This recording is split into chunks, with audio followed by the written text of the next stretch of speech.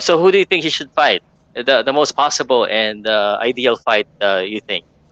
I think I think Mickey Garcia would be good for him because Oh, not only is it's a great pay-per-view event, it's a lot of money involved, but also it's a Mexican Filipino yeah. rivalry, so it'll be great. I think the style fits him great for Manny, even though Mickey Garcia keeps talking about that his style could give him trouble like Marquez, but they two different styles, Marquez and Mickey. Mickey is good fighter. Don't get me wrong. He's a very good technician. But the problem is, you saw what happened with Errol Spence. Mm-hmm. He wasn't able to manage the speed, and so I would say this is the same thing that would happen. I mean, Manny Pacquiao is too fast. People always talk about, I want to find Manny Pacquiao, but frankly, I mean, and I spoken to guys who fought him before, like for example, Brandon Rios. I Mm-hmm. remember I was gonna train him for the fight, but I couldn't. I was with Marcus. He was preparing for Bradley fight, and after a while, I asked him, "So how do you go, how do you feel, fighting Manny?" He said, "Man, that was crazy." He said he was too fast. He was one here. You look at him, he was on the other side, and he was an endless game. I said, "There you go."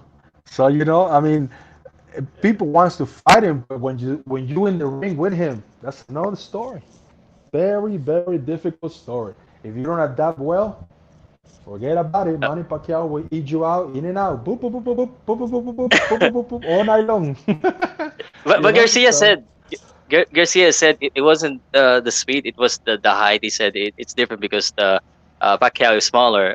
Do you believe that it well, will be a different fight? I mean, Mm-hmm. Pacquiao could be smaller, but look at his legs.